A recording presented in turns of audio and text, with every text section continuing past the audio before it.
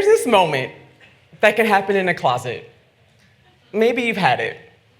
You're getting dressed for work, and you reach for something that you actually want to wear. Something that excites you, something that feels like you. And then you put it back. Because today you have that meeting, or you're meeting with those people, or it's just easier not to. So you reach for the safe thing instead.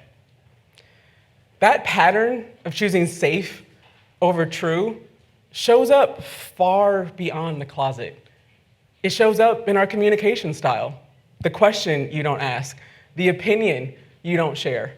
It shows up in your personality, the parts you've learned to dial down so you're not seen as too loud, too difficult, too different, too you. Some call it code switching. Others call it masking. But whatever you call it, the result is the same. You learn to perform a version of yourself that you think will be accepted, and you check the real you at the door. And the longer you do it, the more it costs you. I'm Morgan Whiter, and as an executive image strategist, I spend my days working with leaders who are brilliant at what they do, but are held back by how much energy goes into managing perception instead of creating actual impact. We've been taught that professionalism requires a kind of erasure, that to be taken seriously, you have to look and sound closer to what power has always looked and sounded like: white, male, and neurotypical. No one had to say that out loud. We all just felt it. And most of us believed it, not because we were naive, but because the costs of not believing were very real. A few years ago, I worked with a woman that I'll call Amy. She was a C-suite executive at a major airline. And that C-suite was full of old, white, cisgendered men. Amy was the only woman and the only member of the LGBTQ+ community. When I arrived at Amy's home, she walked me to her closet, and the second I saw it, I knew why I was there. The closet was literally split into two. On one side, there was florals, pastels, vintage-inspired pieces, things that felt warm, collaborative, and creative. On the other side, 7 gray and navy suits, 6 white and blue blouses, and a single pair of black pumps. A uniform. Amy told me that she wore her uniform on the days that she had to meet with the suits. And as much as Amy told me she loved her job, she dreaded the uniform days. I pulled out one of those dresses, this pink pleated number that just radiated joy. And I turned to Amy and I asked her, Amy, you lead a team. You champion diversity. You want your team to feel safe to be themselves at work. So what message does it send that on the days that it matters most, you completely change how you show up? She stared at the dress for a moment. She hadn't thought of it that way. I told her that her refusal to wear a miniature version of a man's pantsuit wasn't just about her. It was about showing her team and everyone who was watching that you don't have to shrink to succeed. Isn't that what you want? I asked her. She nodded enthusiastically. So dress like it, I challenged her. Here's what stays with me about Amy's story. She had earned everything. The title, the salary, the sexy corner office, the seat at the table, and yet she was still performing someone else's version of leadership.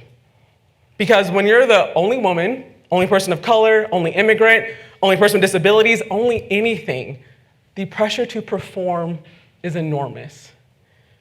But every time Amy put on one of those pantsuits, she reinforced the very system she was trying to dismantle. She was signaling, even I don't think I belong here as who I am. And if she didn't believe it, why would anyone else? So here's what I know after spending a lot of years in closets just like Amy's. Presence starts when performance stops. Being yourself and being effective are not in conflict. We've just been taught to treat them that way. True professionalism means honoring who you are within the context that you're in. That's what I call being authentically appropriate.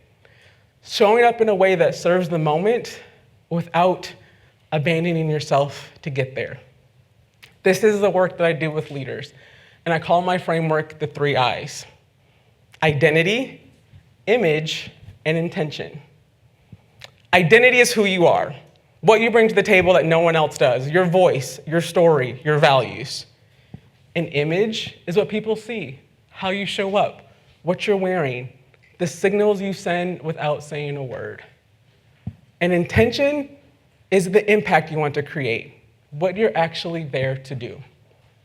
Let me pause and say that again. Identity, image, and intention. And when those 3 are aligned, there's a magic that happens that creates actual impact.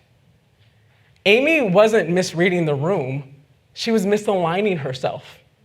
Her identity was that of collaborative leader, her image was giving corporate armor, and her intention to be trusted to create change was quietly being undermined every time she dressed for someone else's comfort rather than her own authority.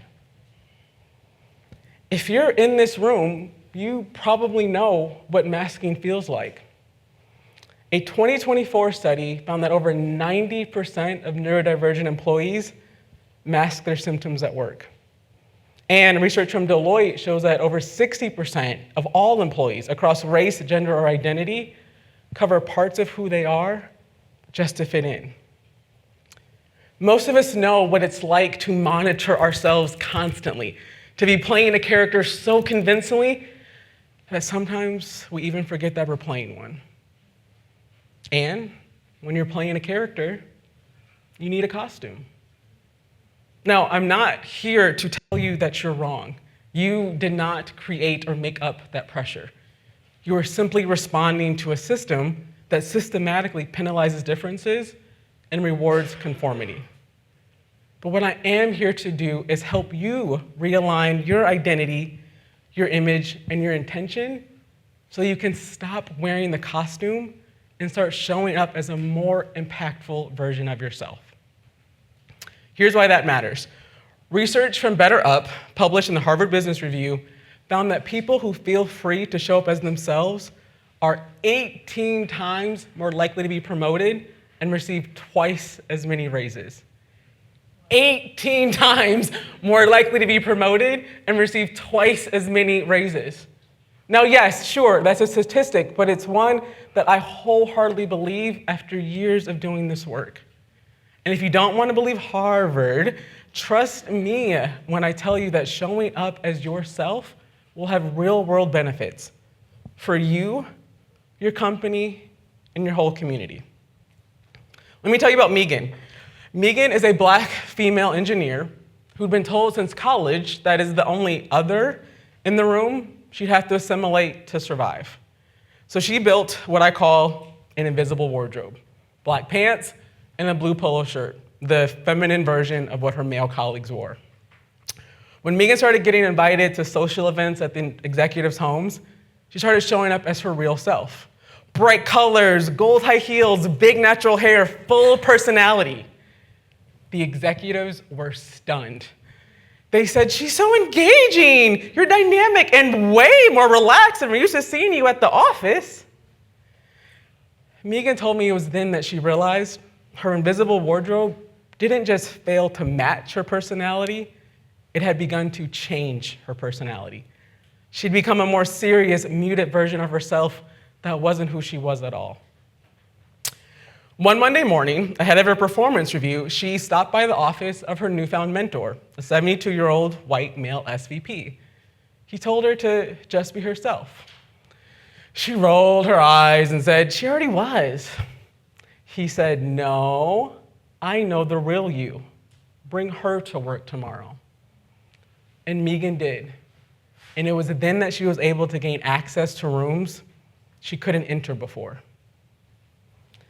I know why this happened. When Megan began showing up as her authentic self, She didn't just make herself happier. She finally became someone her bosses could know, like, and trust.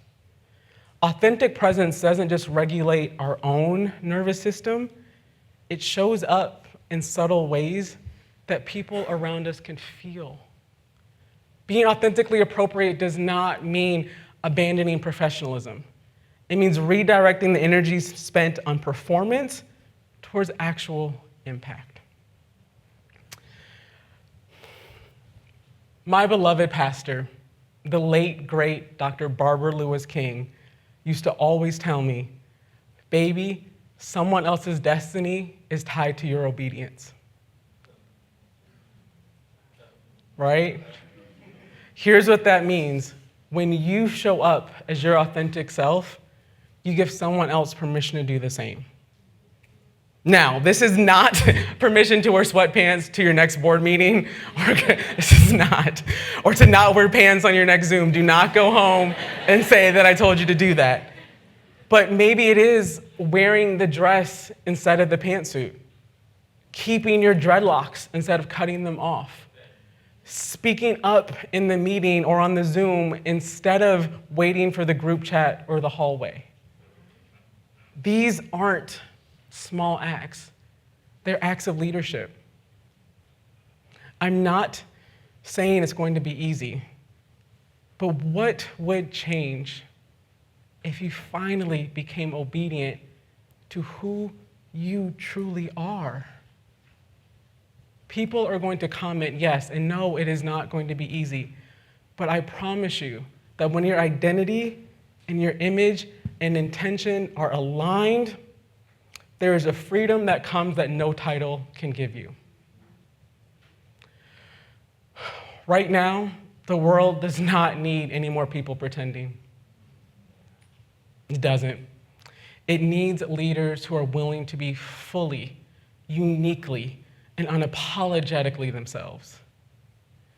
And that person, the person that you've been editing and shrinking, that person that's been choosing safe over true, that person is absolutely worthy of being seen.